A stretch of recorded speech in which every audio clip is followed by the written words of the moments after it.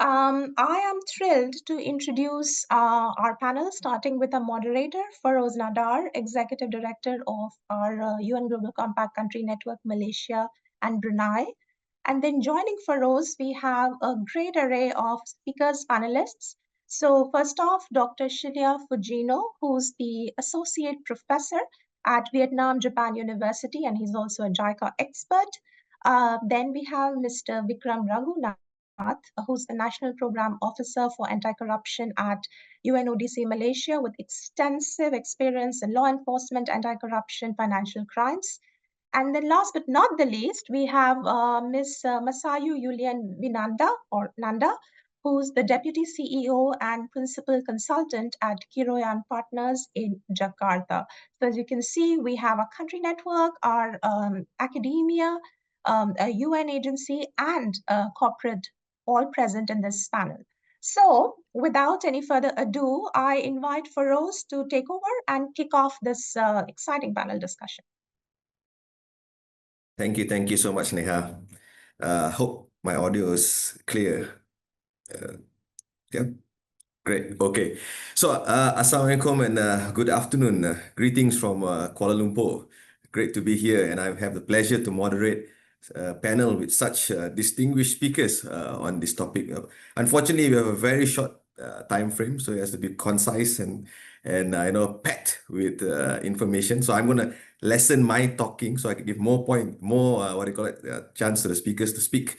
And as a moderator, it's my role to ask the easy questions. It's the role of everybody else on the call though to think of the difficult questions to pose to them at the end of the Q&A, right? So with that, without further ado, let's kick off. So I would like to pose the opening question to warm us all up to Professor Fujino, right? So the doing business with integrity course covers 9 common dilemmas, from gifts and hospitality to whistleblowing, conflicts of interest. From your perspective, which of these tend to be the most challenging for employees to navigate? And how can organizations provide their staff the right tools and support to respond to such challenges in confidence? Over to you, sir. Thank you very much, Feroz. I'm Shinya Fujino, coming from Vietnam Japan University, which is based in Hanoi. And thank you for the question. First of all, I find it very interesting to see the result of the Mentimeter, because some of the questions, they have some varieties of the answers. And when you look at the legality of facilitation payment, it's completely separated into 2 different answers. And I think a facilitation payment is something quite difficult to draw a line between legal and illegal, especially considering the regulations always changes, and the implementation of the rules is also changes when the time goes by. When you look at the change of the government in the United States, we have now new guidance. I mean, the memorandum that is issued under the government of the President Donald Trump. They show somewhat more tolerable attitude against the facilitation payment. So it depends on the situation, depends on the time and the regions, because it's in most countries it's not it's always illegal. And when you look at the conventions of the United Nations and the OECD convention as well, the facilitation payments should not be tolerated. But in some countries, they are practically tolerated, right? So I'd like to look at this program, the dilemma, from this kind of variety of issues. So my research focused on the theory called institutional void, which is something like a gap between formalities, formal system with regulations, which mostly developed and implemented in the developed countries, and the somewhat informal practices that is applied in the emerging markets. And normally, this kind of notion is considered as one of the measures to increase the competitive advantage in the field of management studies. But when it's considered from the perspective of the organizational management, this is one of the sources that generates the dilemma, ethical dilemma. And the typical dilemma, of course, includes every kinds of aspects, such as the gift giving, conflict of interest, bid rigging, and all the other issues, the corruption issues. But I'd like to give a focus on the whistleblowing, because it's also one of the sources for the dilemma that cuts across the sectors, transactions, and the different kinds of organizational types. And the whistleblowing is not only about the hotlines to consult with the compliance departments or law enforcement authorities, but it's something that includes the informal consultation with supervisors or trusted colleagues or somebody else, because as is shown, explained in the online course, this is not about the large-scale listed companies, but this has to be something that exists in the small, medium-sized enterprises. And this is critical for employees not only to understand the systems, but to feel empowered to use it when it's considered necessary, especially when they face the, let's say, integrity problems, challenges. And the most important factor isn't something like a procedure knowledge, but the courage to speak up, the braveness to speak up, and to acknowledge the significance, importance of do the right thing, right, when they have to. And especially in the emerging countries, informal norms often override the legal frameworks. And business is global today, and we have to have more open-minded.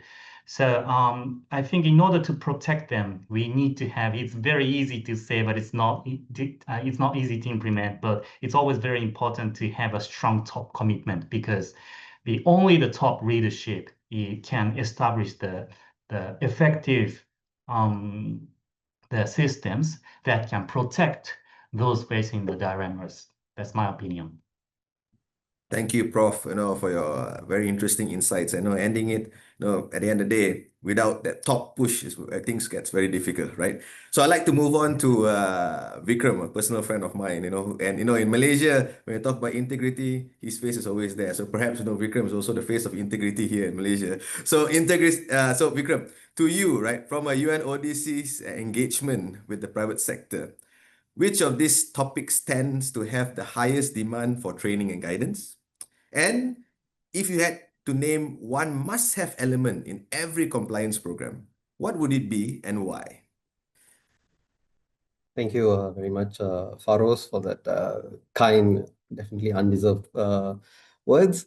Just a very quick intro. So UNODC works with the private sector on implementation of the United Nations Convention Against Corruption, the world's only internationally legally binding mechanism for anti-corruption, with a focus for the private sector on articles such as Article 12, 14, 15, 21, 22, and 26. This course, the Doing Business with Integrity, is an excellent example of industry-oriented, tailored technical support with a pretty great user experience and incredibly practical examples and case studies. Having taken a look at it, to answer the question, honestly, I would say I think all the topics are must-haves, but to be more specific, from my experience with implementation in Malaysia, in the Southeast Asian region, and also amongst Indo-Pacific Economic Framework for Prosperity member states, I'm inclined to believe that from the course, the must-have for most companies compliance training would probably be the chapter on gifts and hospitality. This is due to the fact that compliance training is usually delivered across the board to all staff, especially upon reporting for duty at the moment that they enter the company. And while other topics such as conflicts of interest and due diligence are equally important, most companies that I've come into contact with tend to grapple with issues on enforcing and interpreting their gift policy or lack thereof. For example, many companies call their gift policy a no gift policy, but the fine print may allow for gifts below a certain threshold. Other companies allow for interpretation where gifts are allowed as long as it does not involve companies that will bid for business from them. In some cases, employees feel that there is no conflict if all the counterparts are equally giving the same type of gift, especially when it is relating to cultural or festive periods. Especially in places like Asia, culture is a big factor. With diversity of cultural and religious celebrations, gifts of things like oranges, traditional cookies, or even hospitality for breaking the fast during the fasting month are deemed to be normal. And for some businesses, turning down these hospitality events is either seen as mildly disrespectful or akin to losing valuable networking opportunities with potential clients. So I think for most companies, I would see that the training or the chapter on gifts and hospitality is probably going to be a priority. I would like to bring up two honorable mentions. I think the chapter on bribery in the public and private sector and the whistleblowing and reporting channels are also honorable mentions. Thank you, Vikram. So we've got your top three list on that part. Thanks for that. So I would now like to turn my attention to Ibu Nanda. Hello. Perhaps if you could add on to our discussion today, right? From a corporate standpoint, what's the biggest challenge compliance officers face when addressing corruption dilemmas? And where do most roadblocks tend to occur? Could it be in the awareness or systems or leadership commitment? Your thoughts, please. Yeah, thank you so much, Farus. It's really great to be here and to share the stage with such inspiring panelists. Just a quick intro. I'm Deputy CEO and Principal Consultant at Kiro and Partners. Kiro and Partners is Jakarta-based strategic communication and public affairs consulting firm. And responding to your question, I believe that every industry faces its own integrity risks. And for us in consulting, they often emerge in the spaces where influence, relationships, and professional judgment intersect. And these are moments when professional judgment meets business pressure. For example, when maintaining a client relationship might tempt us to soften findings or overlook red flags. Sometimes the challenge comes earlier in how we pursue business, staying disciplined in tenders, following the right process, and standing by our ethical approach, even when it doesn't align with what a potential client expects, and that can mean missing out on projects. And I think one of the toughest part is maintaining what I call the tone from the middle. So senior leaders or the CEO might set the tone at the top, but it's usually project managers and consultants, those on the ground who face real-time dilemmas. And in cultures like ours, where relationships matter deeply, the line between being polite and being compromised can get blurry. And at our firm, we try to anchor every decision on values, not convenience. So we didn't just ask, is this legal, but is this right? Is it aligned with our values? Even before submitting a proposal, for example, we conduct a potential client's we conduct review of potential client's reputation to check their governance record and to check whether there are controversies. And usually consultant and directors, we sit together and decide whether the project fits our values or not. And if it doesn't, we either step back or still move forward with a proposal that clearly reflects our ethical approach and solution, even though it might not be selected. And also during the project implementation as well. So there are some challenges when clients ask us to sort of adjust data or take shortcuts.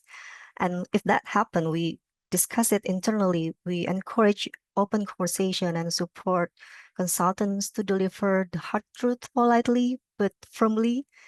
So I believe that having that safe space matters. It reassures our consulting team that they're not alone when facing pressure, because at the end of the day, integrity is easier to uphold when people feel backed or supported by their organization or company. And I think it's also about giving our teams the confidence to do what's right, even when it's not easy. So yeah, I think I stop there. Thank you. No, I think it's a great addition to what Prof shared earlier about tone from the top. You talk about tone from the middle and providing that safe space for doing what is right. I'll still like to pose the next question to you. Having a compliance framework is the first step, right? But ensuring it for it to be truly effective, definitely there'll be a challenge.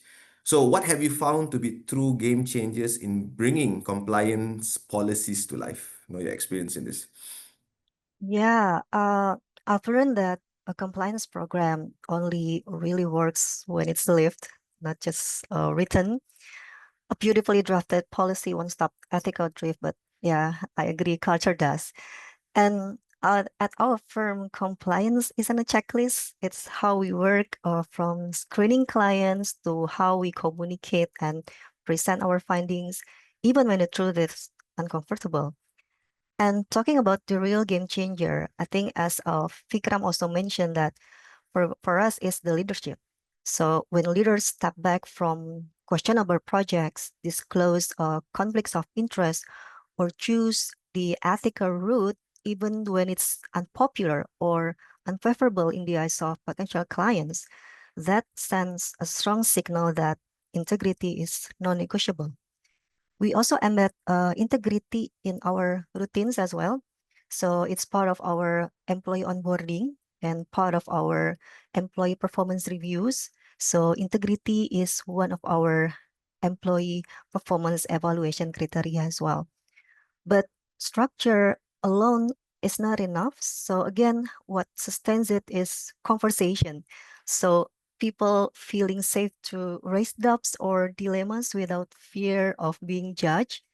And once that happens, compliance stops being a checklist and becomes a shared mindset.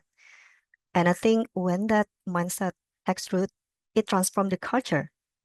People become more engaged and confident in their work because they know that they are trusted to do the right thing.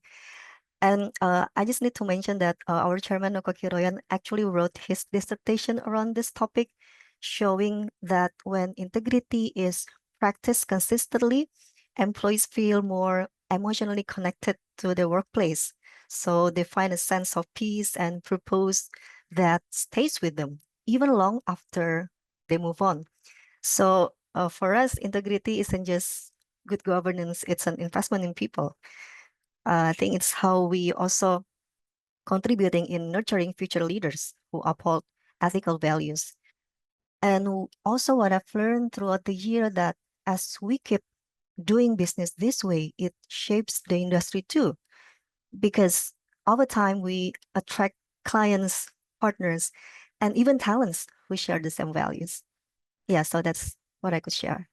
Oh, thanks. So at the end of the day, culture doesn't just eat strategy for breakfast, but also there's a compliance programs and policy is not in place. And it's great to know that that your chairman wrote a dissertation on this, right? So, to the participants, if you need further readings for your management, I'm sure you can take the dissertation and send it to them as well.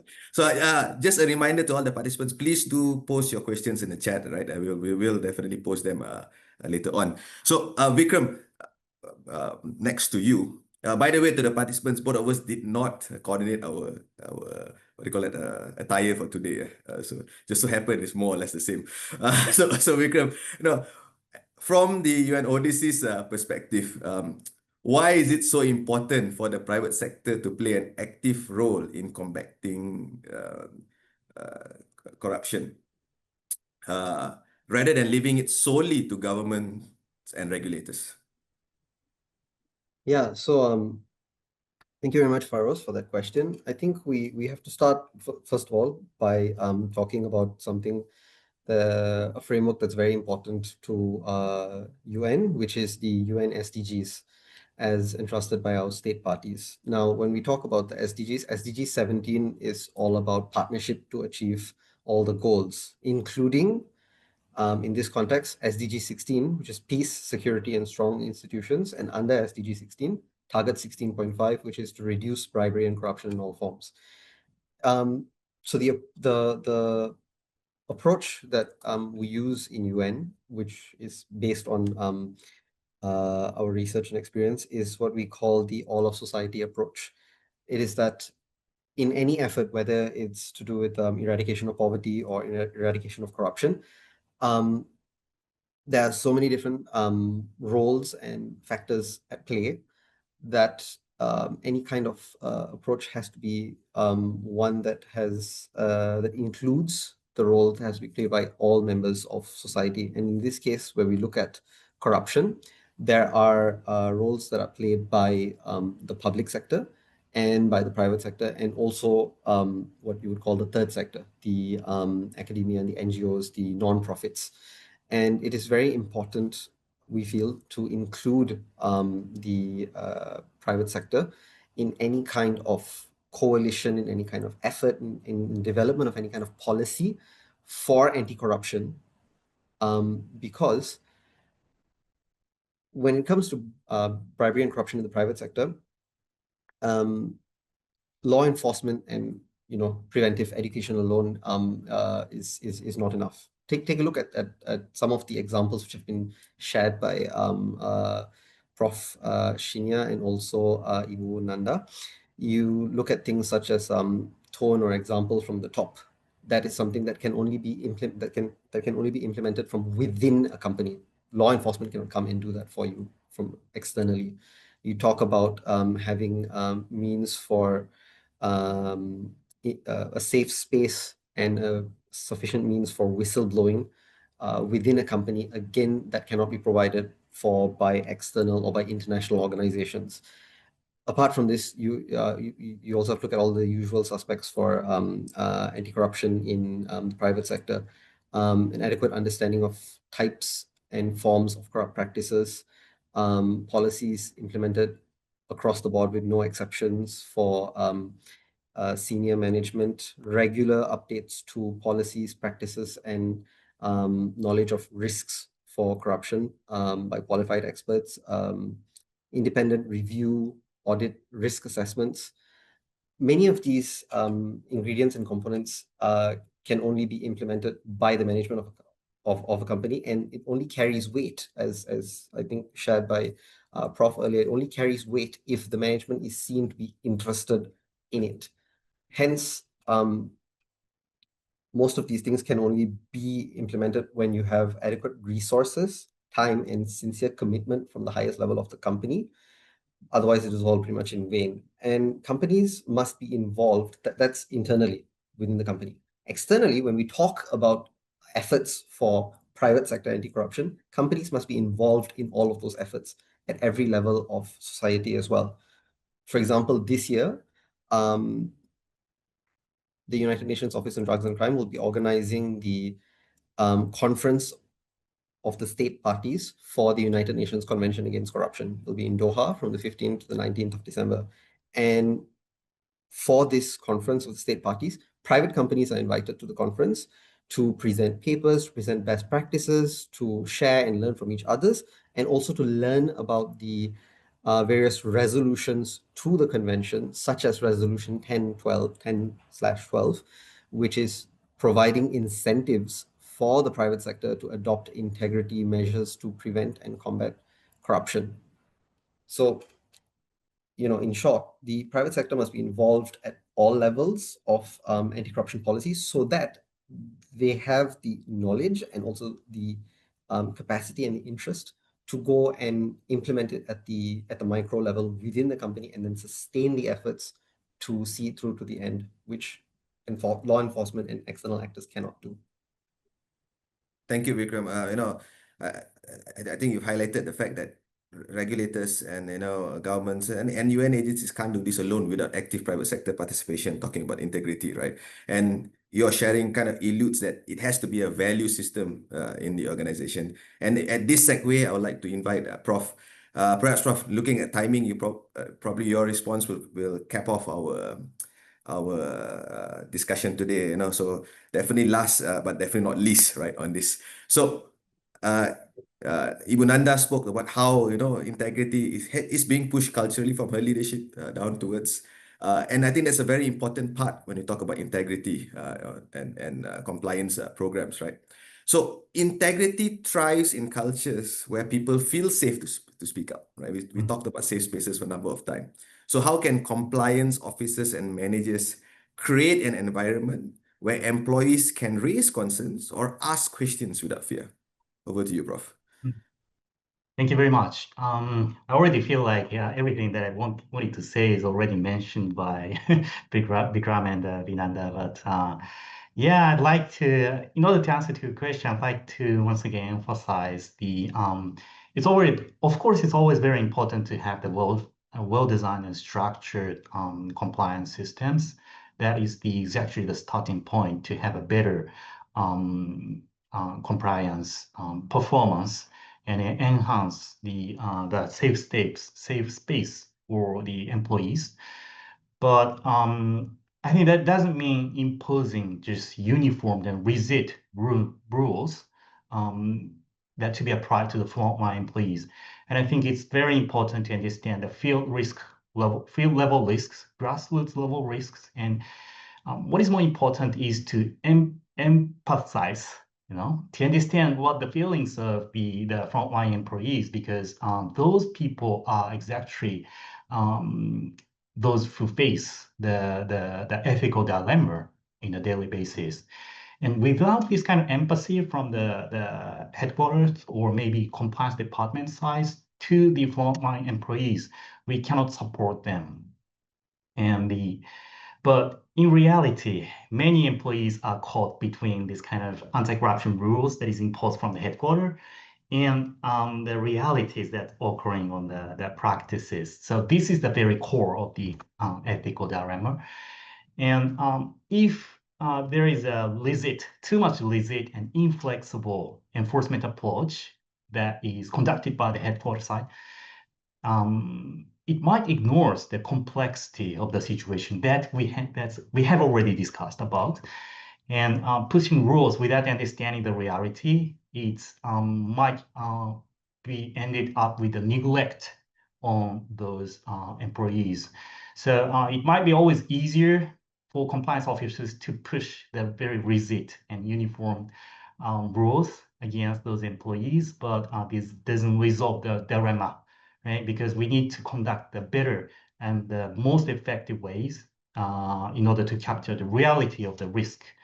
And if this kind of the real effective risk assessment and compliance approach, if it doesn't exist, maybe it might be ended up the shifting our responsibilities or headquarters responsibility or compliance responsibility against the frontline employees. That's the worst case scenario, I think. And in any kinds of businesses, risk always exists there. It cannot be eliminated 100%. But the problem is that headquarters sometimes thinks that zero tolerance means zero risks. Okay? But especially those employees working in the overseas sites or emerging nations, they actually face daily basis payment demands, illicit or maybe unofficial payments demands, and they sometimes say that the headquarters side do not look at the reality. So in such cases, risk cannot be shared, because once the headquarters do not tolerate any kinds of unofficial risks, any kinds of action can be illegal or violation of the internal rules, so that the frontline side cannot share the realities, the information to the headquarters side, which means that information asymmetry occurs. That's actually the starting point where the inefficiency or ineffectiveness of the compliance occurs. So I think the most important thing here, once again, is how to build the trust, which can be led by the strong leadership from the top management and also the compliance department, in order to cut the negative chain reaction of the delivering or transferring their own responsibility to somebody else. We need to cut it. That can be achieved only through the strong leadership, compliance leadership. Yeah. Thank you, Prof. I'm very attracted to the fact that you focus on a very human word, right, which is trust, right? So at the end of the day, all these have it driven from a humanized, realistic agenda as well. So with that, due to time, I think we've end our panel discussion. I'll hand it over back to. I'm sorry, please, everyone, please just join me for a virtual applause. I don't know whether there is a thumbs up button. If please press it. I just hand it back to Neha for the Q&A as well.